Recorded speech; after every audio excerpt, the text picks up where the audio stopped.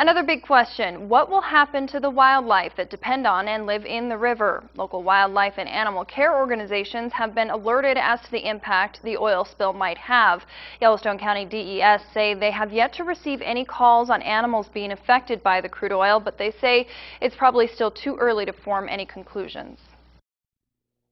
As the days go on and as people start to do a better assessment and actually walk the river and so forth, they may find incidents of that. WINSLOW says if you come across wildlife that is covered in crude oil, you should call the ExxonMobil's oil spill hotline immediately. Do not try to approach the animal or try to clean them. You're watching the KULR-B First News at 5. Hundreds of cleanup crews are scouring the banks of the Yellowstone after a pipeline break this weekend sent an estimated 1,000 barrels of crude oil into the river. Good evening, I'm RABIDEAU, and a happy 4th of July to you. Sarah has the night off. As KULR-B's Kyle Maduro reports, the cause of the breach is still a big question mark. He joins us live with more. Kyle? Hi, Chelsea. The president of the ExxonMobil pipeline company held a press conference today along the river. But one resident whose wife was in the hospital says he didn't hear enough answers. Hundreds of workers line the shore of the Yellowstone River in Laurel.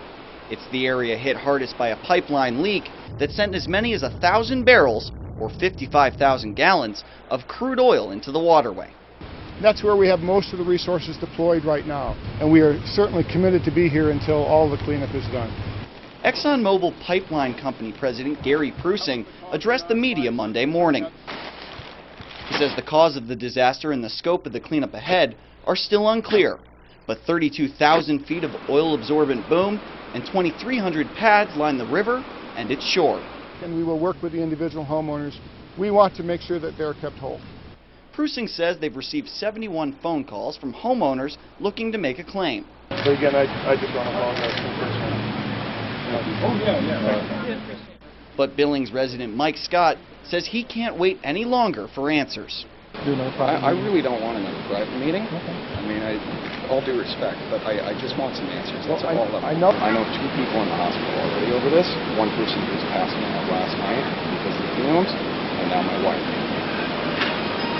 And I don't believe that you don't know what's in the oil, what's making people sick. Hospital spokespeople say there has been at least one oil-related emergency room visit. Exxon and government agencies, such as the EPA, are monitoring the river and air for toxins and have not found problems so far. But Scott says his wife has been diagnosed with a related disease. Certainly we do not yet know what occurred. A team is investigating the incident, but the river levels will have to drop before conclusions surface. ExxonMobil spokespeople say they're confident that the amount of oil released was less than 1,000 barrels, but they say they'll reassess that figure as they get more information. All right, thank you so much, Kyle. Good evening, and thank you for joining us. Governor Brian Schweitzer got his first in-person look today at the oil spill in the Yellowstone River. He says that he believes that the oil could have traveled hundreds of miles into North Dakota. KULR-B's Kyle Maduro was there as the governor toured damage from the spill that happened Friday night over in Laurel. He joins us now with more. Kyle? Katie and Greg, ExxonMobil spokespeople say 360 people are now locating and cleaning the estimated 42,000 gallons of crude oil that spilled into the Yellowstone. They've promised to stay until the cleanup is complete, but Governor Brian Schweitzer says the job won't be done till he says so. Emergency crews are working tirelessly in the hot sun, scrubbing out oil and searching for the next patch. The focus remains on areas closest to the spill, but Exxon spokespeople say they haven't lost sight of those downstream. Our interests aren't perfectly aligned. EPA, ExxonMobil, state of Montana. At a news conference Tuesday morning, Governor Brian Schweitzer said cleanup crews won't leave until the job is done. To our satisfaction, not just the satisfaction of ExxonMobil and some federal agencies. We're likely going to be here well into the summer. As the river goes down, we'll be able to do a better assessment of what's out there and what needs to be cleaned up, but ultimately our job is to trust but verify. And we're going to be watching over everyone's shoulders to make sure this is done and done right. This is a piece of ground that's owned by the Bureau of Land Management, the Department of Environment. Fish, Wildlife and Park spokespeople say wildlife doesn't have to be directly exposed to oil to feel the effects of the spill. If the vegetation goes, so do they. If they get this cleaned up well, The effects may be minimal. That's what we're hoping. 88 pipelines cross major rivers in Montana. Exxon's was only 5 to 8 feet below the river bottom in May. They've pledged to make the next pipe about 20 feet deeper. At this point, it's unclear how many other pipelines may also be at risk.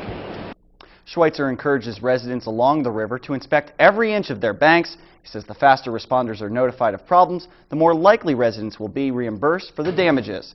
If you need to make a claim, call the number on your screen, 888-382-0043. Thanks, Kyle.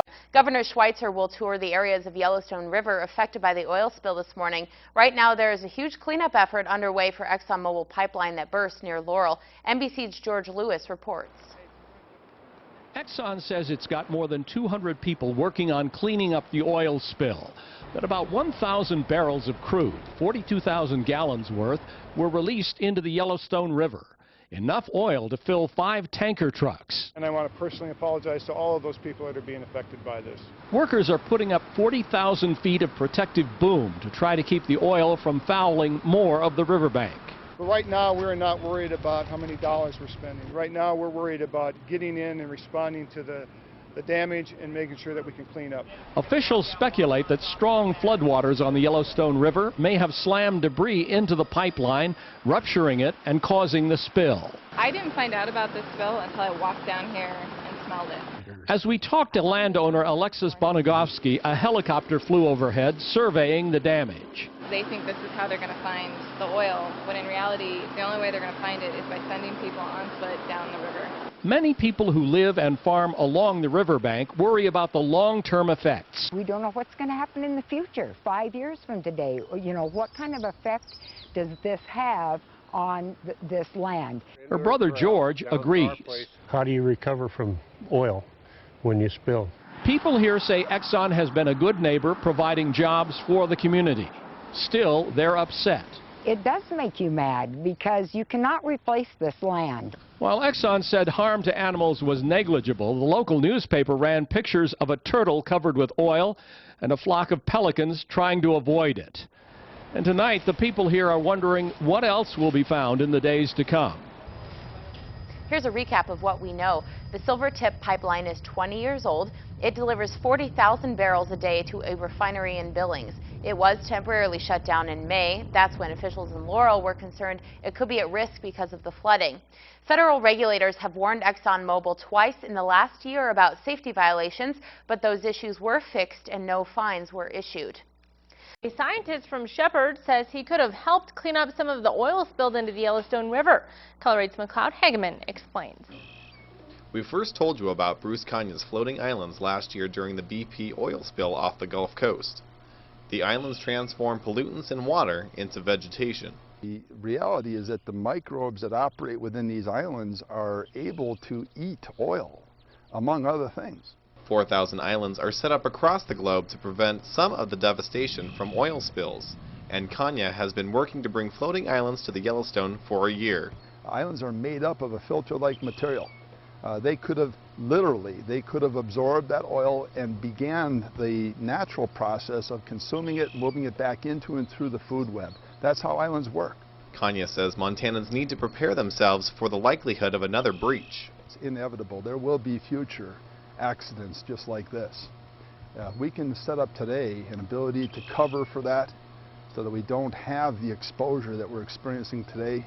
That would be ideal. KANIA's is one of 6 companies worldwide that make floating islands. McLeod Hageman, KULR-8 News. KANIA says floating islands can withstand rigorous marine conditions. They cost about $30 per square foot to produce. For more information, visit KULR8.com and click on Connections. The full scope of the spill's impact on wildlife is still unclear, but data collection is already underway. Montana State University fisheries scientists are helping the state in tracking the changes in aqua life post-oil spill.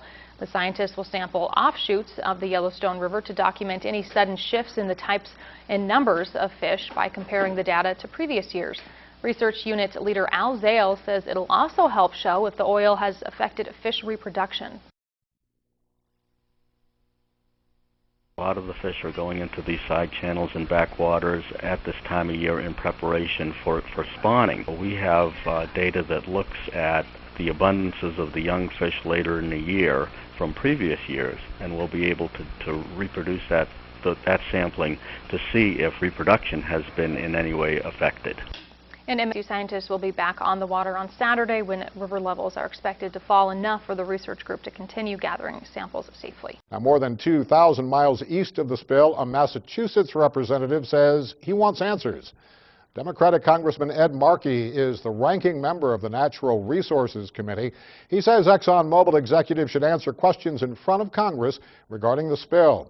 In a statement, he said, quote, ExxonMobil has turned parts of the Yellowstone River black with their spilled oil.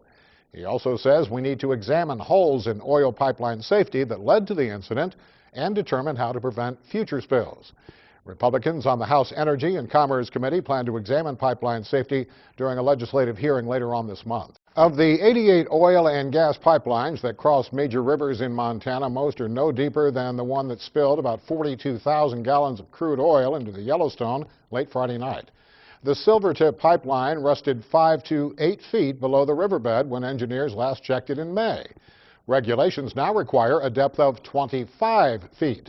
But most of Montana's pipelines were constructed before the new regulation. Canadian oil company officials say the spill has not jeopardized plans for the proposed Keystone XL pipeline, which would run through Montana. Multiple Canadian oil pipelines already carry hundreds of thousands of barrels per day under the Yellowstone River. In the meantime, Colson Park and its Heritage Trail are closed until further notice, as ExxonMobil is using the park for a staging area for its cleanup efforts. If you need to file a claim for damages from the spill, you can call the number on your screen, 888-382-0043. For the latest information on the spill, the Environmental Protection Agency has created a website. For that link, just go to KULR-B.com and click on Connections.